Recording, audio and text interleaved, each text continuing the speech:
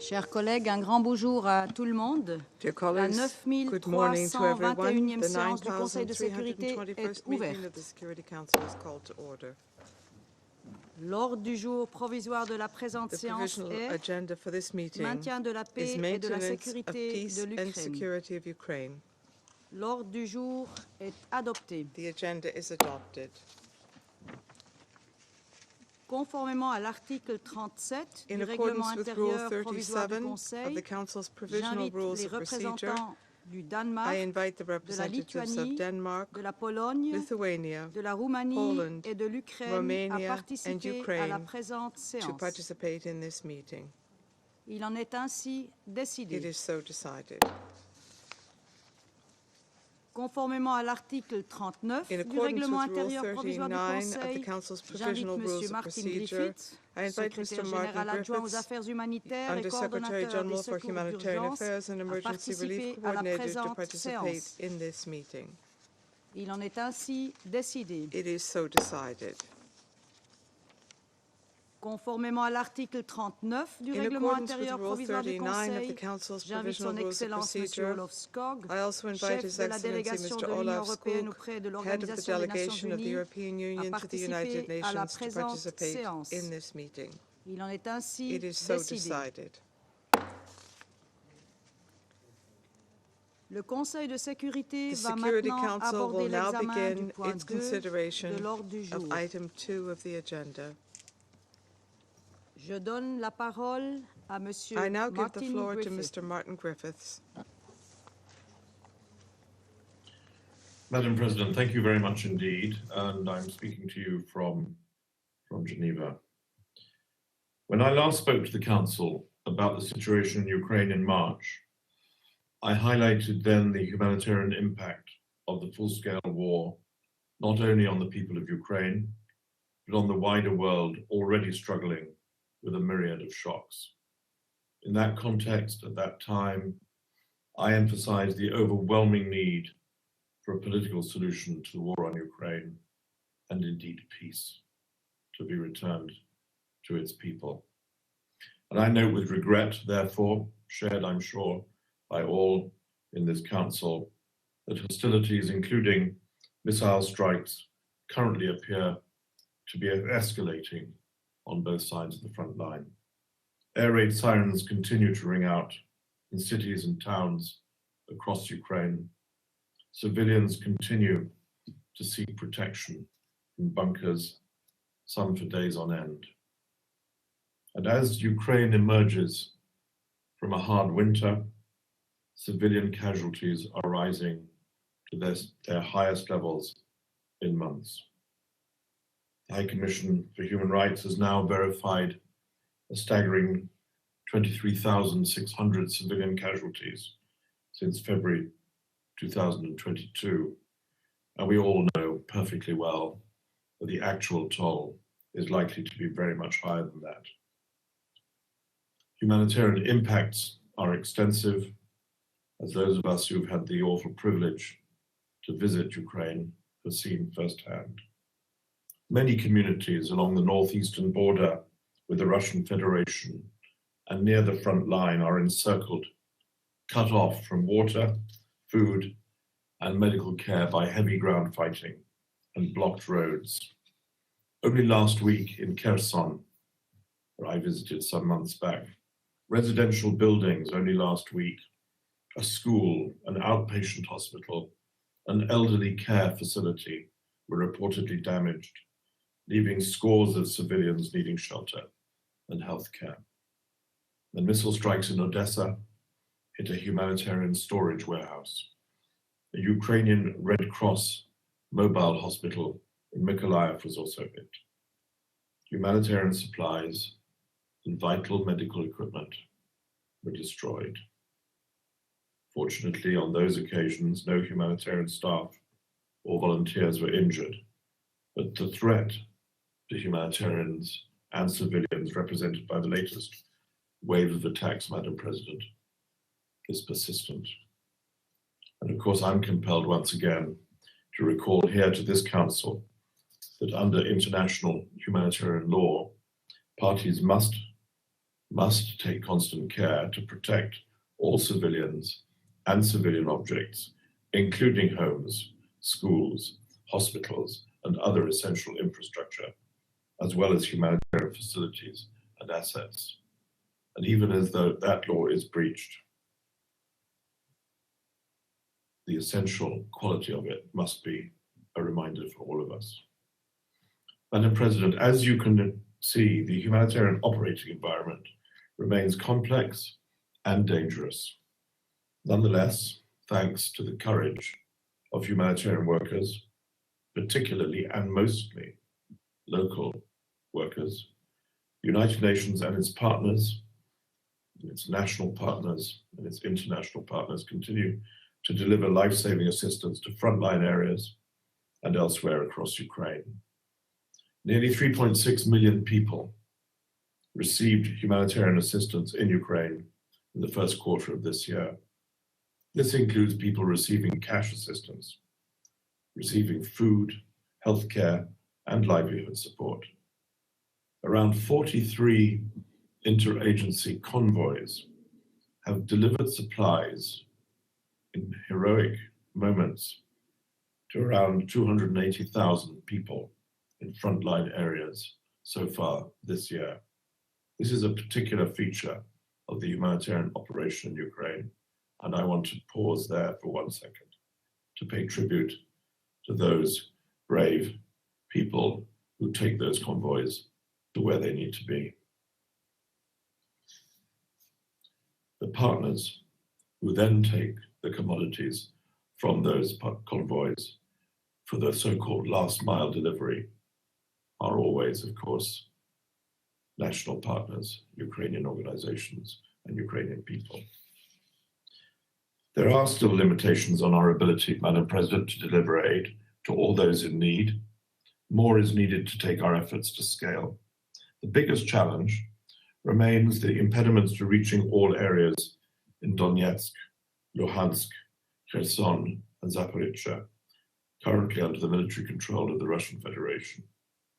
The humanitarian notification system, together with direct engagement with key interlocutors in Moscow and Kyiv, a practice that has been in place since the early days of this war. This was set up to maximize the opportunity for safe and unimpeded passage of interagency convoys to those areas.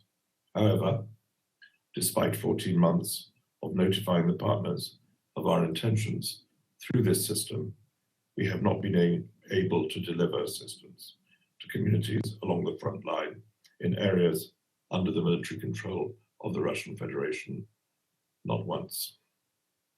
Access options to those areas, therefore, including different modalities of response, continue to be explored through engagement with all parties. It is imperative that we do this, that we explore all options to reach civilians wherever they are. As I've said before, under international humanitarian law, all parties must allow safe and rapid and unimpeded passage of humanitarian relief for civilians in need, and must ensure that personnel engaged in that work must have the freedom of movement required for that work. Please, I urge the parties to reinforce and strengthen their facilitation efforts so that we can do that, so that we can reach all civilians. Madam President, food exported under the Black Sea Initiative and food and fertilizer exports from the Russian Federation continue to make a crucial contribution to food security at a global level. More than 30 million metric tons of cargo have now been safely exported from Ukrainian ports under that initiative. A quantity which was reached as we were together in Istanbul discussing the future of that initiative just the other day. Of this 30 million metric tons, just over 600,000 metric tons of wheat have been transported by the World Food Programme in direct support of humanitarian operations in Afghanistan, Ethiopia, Kenya, Somalia, and Yemen, places we often discuss in this chamber. The latest FAO analysis indicates that global cereal prices have fallen by close to 20% over the past 12 months. Last month, international wheat prices reached their lowest level since July 2021, driven in part by the continued movement of Ukrainian grain, by large quantities available for export from the Russian Federation and other locations. This is undeniable progress, of course, but much more remains to be done. Predictable supplies for humanitarian food assistance operations continue to be required. The initiative refers to the export of ammonia, but this has still not yet been realized. Over the past month, we have also, unfortunately, seen a reduction in the volumes of exports moving out of Ukraine's Black Sea ports due to challenging dynamics within the Joint Coordination Center set up by that agreement of 22nd of July last year in Istanbul, and thus a related slowdown in operations. In recent weeks, and last week in particular, we have engaged in intensive discussions with the parties to the Black Sea Initiative to secure agreement on its extension and the improvements needed for it to operate effectively and predictably. And these efforts will continue and focus in the coming days.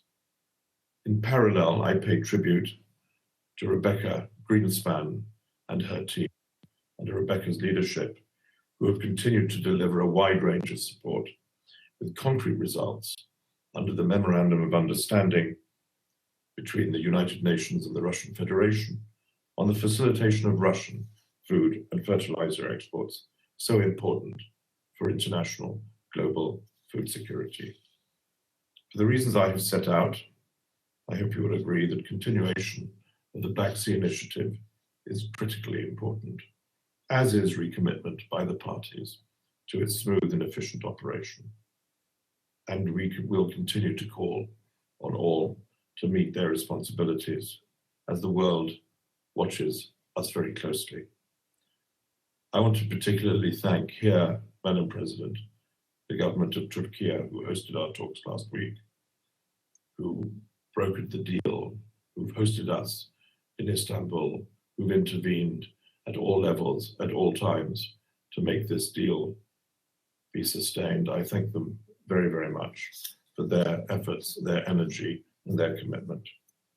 Madam President, it is clear that the people of Ukraine and millions around the world ill afford a continuation of this war. More than ever, they need an end to hostilities and a political solution to end the conflict.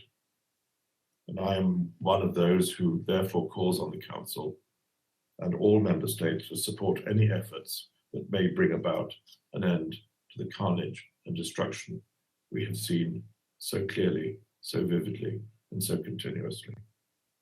In the meantime, Madam President, the United Nations and its humanitarian partners remain committed to safeguarding the life and dignity of persons affected by war and to the pursuit of peace, whether it be today, tomorrow, or in the weeks to come.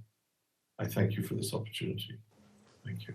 Je remercie Monsieur Griffith de son exposé. I thank Mr. Griffiths for his Et je donne briefing, maintenant la parole and aux I now membres du give the Conseil floor qui to souhaitent faire une déclaration. those members of the Council who wish to make Je donne la statements. parole I give au the floor représentant de la to the France. representative of France.